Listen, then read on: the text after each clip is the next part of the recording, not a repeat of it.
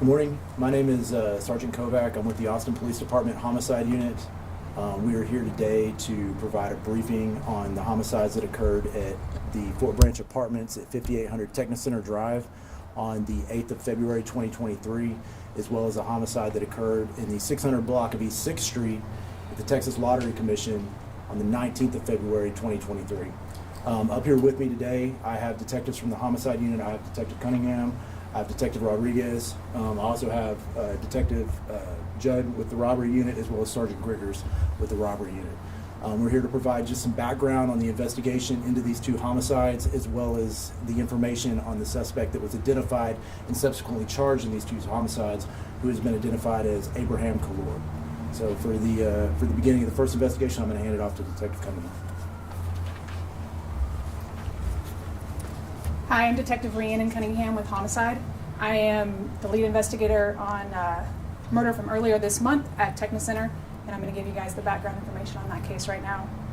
On February 8th, 2023, at approximately 12:08 p.m., the Austin Police Department Communications Center received a 911 call about a male that was shot and lost control of his car in the parking lot of 5800 Techni Center Drive. That's the Fort Branch Apartments.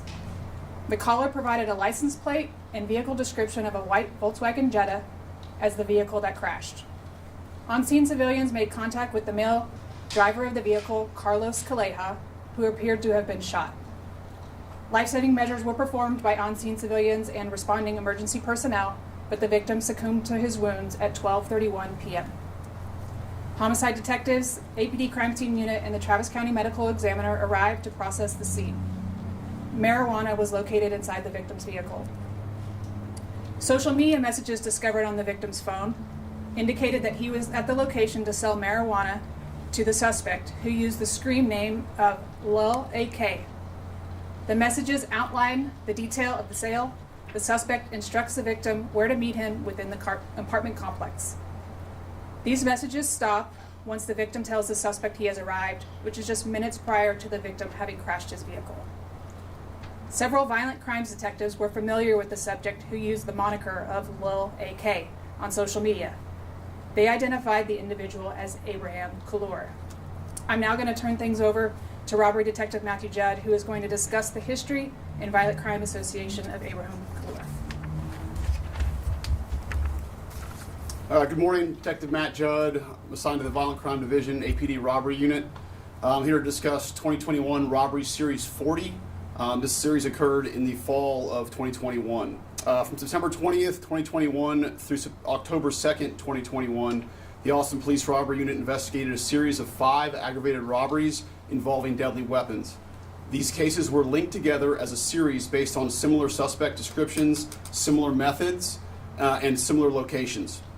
This robbery included 2 carjacking-style robberies, a home invasion-style robbery, and 1 robbery of an individual. In one of the carjacking robberies, a firearm was discharged near the victim. 3 of the vehicles stolen in the carjacking robberies were located at the Fort Branch Apartments.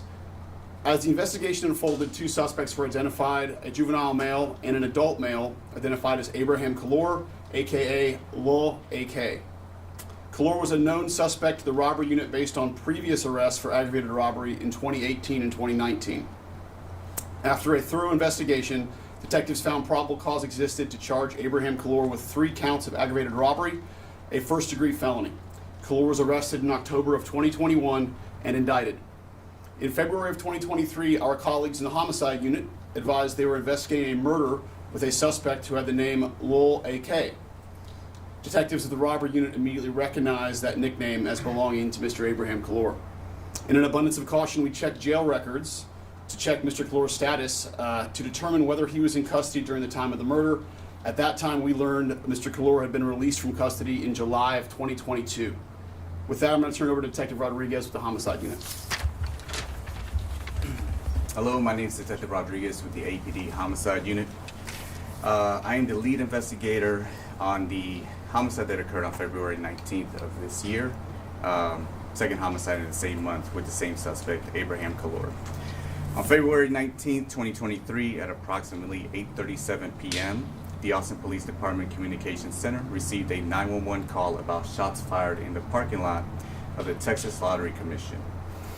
A male, later identified as Abraham Kalor, was observed running southbound away from the gunshots toward the 600 block of East 5th Street. Responding officers located Abraham Kalor in the 600 block of East 5th Street in possession of a black shoulder bag containing marijuana inside. Kalor was found to have an outstanding warrant for aggravated robbery, a first-degree felony, in which he was arrested. A second subject, later identified as Anthony Brown, was located in the parking lot of the Texas Lottery Commission with a gunshot wound near his left abdomen. Life-saving measures were performed by responding emergency personnel, but the victim succumbed to his wounds at 9:17 p.m. During the course of this investigation, several witnesses were interviewed in relation to this case. Abraham Kalor and Anthony Brown met in the parking lot of the Texas Lottery Commission to conduct a transaction for marijuana. During the course of this transaction, Abraham Kalor pulled out a firearm and shot Brown, causing his death. On February 23, 2023, I obtained an arrest warrant charging Abraham Kalor for the murder of Anthony Brown for a first-degree felony.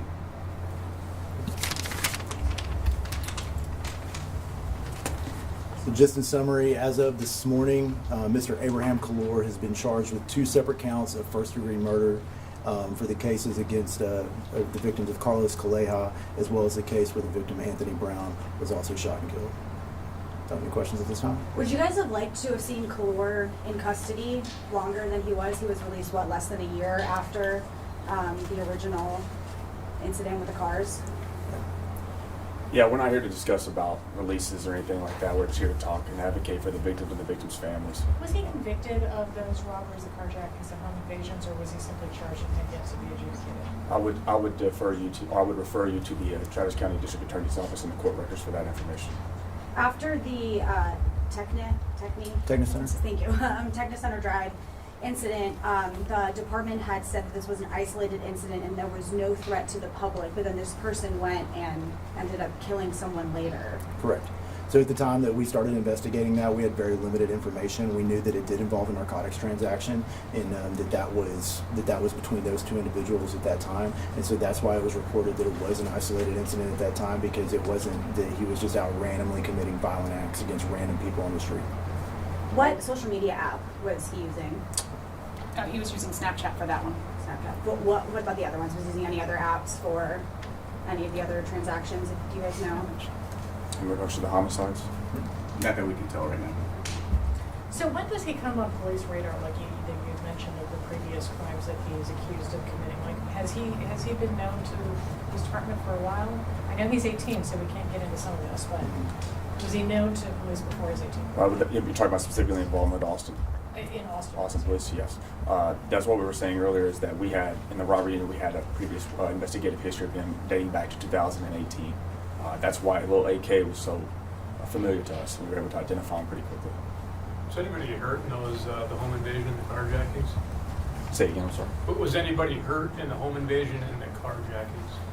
No, however, it was the series of robberies was a pretty intricate series of robberies and very intense. They happened in a short period of time. Specifically, on the one, a firearm was discharged right next to a victim. The other one, suspect actually entered into the victim's residence, or VRBO. The victim was renting at that time. But yeah, it was a pretty intense, violent series. Can you guys address how you become aware of the social media activity and how this ultimately ended up leading to? Sure. So just like cell phones are used in people's everyday life, social media is an integral part of people's communications. I mean, I think we can all agree on that, right? I mean, we're streaming this on social media right now. So that is something that has just become integral as far as what we look into whenever we start conducting search warrants and we start looking at ways to communicate. Obviously, social media platforms have become almost more in lines with communication between individuals and their day-to-day activities, even more than like messaging, text and phone calls and things like that. So the question, to answer the question, is it's something that we look at in all cases because it's just, like I said, it's so integrated in day-to-day society now. And do you think there's anything more to this investigation? Could he have had any people that associates that he works with who might be implicated in this otherwise? At this time, during our homicide investigations, no, we do not believe that there was anybody else that he was implicated in at this time, according to our investigation at this point. What's that? He acted alone in all of this? As far as we know. Now, in the prior robbery series, they may have more information on that one. In the robbery series, there was another individual. We can't discuss that. The person was a juvenile. Could you just kind of tell us where we're at homicide-wise for this year? What number this is? We're currently at 15 homicides for this year. Okay, how does that kind of compare to like last time? We're about on track for the same spot we were at last year. I believe we were at I don't have the exact numbers, but around 14 or 15, about the same time last year. What's your message for people that think that they're being anonymous if they're using Snapchat for illegal activity? To be very cautious in their activities. Obviously, illegal activity is a high-risk lifestyle to begin with. If you're conducting narcotics transactions via these types of social media platforms and you think you're being anonymous, even if you think you're meeting with a complete stranger, you're putting yourself at extreme risk to be a victim of violent crime and or a murder or something like that. I mean, obviously, we've seen that throughout the course of the history of the crimes we've investigated here, that we've highlighted here, as well as many others which all received press releases for this year and last year as well. I would add to that the robbery unit investigates dozens per year of such things as like Facebook Marketplace or OfferUp or anything like that, to where individuals are kind of lured to certain locations. So we just tell you to be very, very careful, try not to go alone, do as much information digging as you can to figure out who you're going to meet with. Anything else? Thank y'all. Cool.